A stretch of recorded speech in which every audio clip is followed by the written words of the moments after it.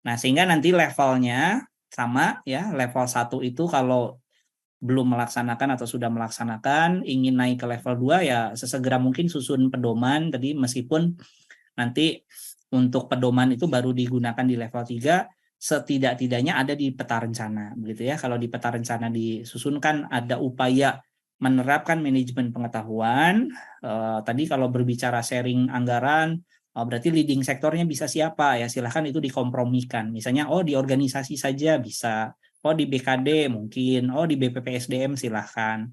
Atau di Dinas Kominfo ya monggo, itu bisa diselesaikan secara adat masing-masing istilah saya ya Bapak Ibu ya. Jadi nanti upaya untuk manajemen pengetahuan tetap penting untuk dilaksanakan agar tadi terjadi alih teknologi dari setiap orang yang sudah punya pengetahuan.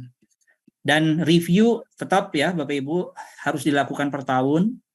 Seperti apa pemenuhan tadi 6 kompetensi area sekurang-kurangnya. Bahkan kalau saya menyarankan ditambah 1 ya, dari 6 itu ditambah 1 lagi Bapak Ibu, yaitu audit.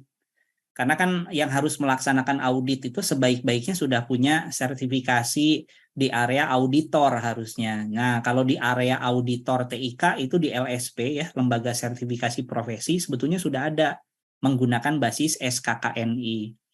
Nah, kalau mau naik lagi ke level 4 auditnya kan otomatis harus ada LATIK nanti ya dari auditor eksternal. Ya, kalau auditor internal sebaik-baiknya sudah punya juga sertifikasi kompetensinya begitu. Nah, level 5 lagi-lagi perbaikan. Kalau continuous improvement sudah dilakukan berdasarkan hasil review dan evaluasi yang dilakukan, ya bisa manajemen pengetahuan ini bisa mendapatkan nilai yang 5 levelnya. Nah, ini contoh nanti manajemen pengetahuan seperti apa dilakukan dalam konteks peta rencana, ya harus ada PIC-nya tadi, dibagi-bagi saja Bapak Ibu. Dari mulai tadi manajemen risiko ada di ITKO begitu ya, manajemen data bisa jadi ada di Bapeda, di bidang statistik begitu ya. Nah, itu terbagi ya, termasuk SDM tadi pengetahuan. Nah, 2 yang terakhir di area manajemen yang perubahan, ini juga nanti akan ada peraturan Menteri Pan-RB ya, yang berhubungan dengan manajemen perubahan. Jadi yang dimaksud dengan rangkaian prosesnya, lagi-lagi dari mulai perencanaan, analisis, pengembangan, implementasi, dan pemantauan evaluasi. Terhadap apa? Terhadap semua kegiatan SPBE yang dilakukan. Agar ya terjaga kualitas dari layanan SPBE sesuai dengan perubahan-perubahan yang terjadi. Jadi ini saya pernah mendapatkan salah satu RPM-nya sedang disusun oleh Menpan RB. Di situ sudah menceritakan bagaimana siklus perencanaan, analisis, pengembangan, implementasi, pemantauan, dan evaluasi harus dilakukan. Nah, terhadap apa? Nah, ini muatannya cukup banyak Bapak Ibu.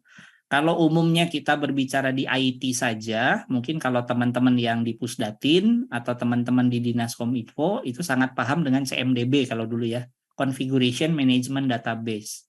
Biasanya kan kita hanya mencatat di area infrastruktur, mencatat di aplikasi perubahan change request, jadi RFC ya, Request for Change Document.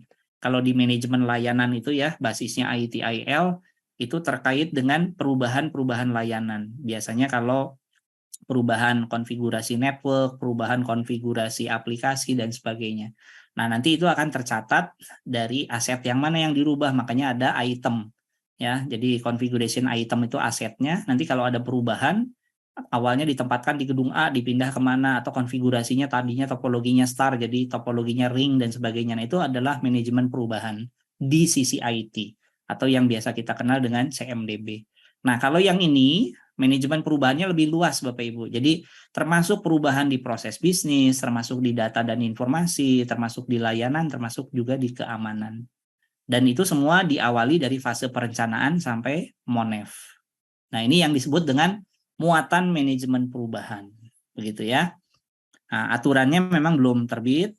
Mudah-mudahan segera juga akan keluar PM dari Menpan RB.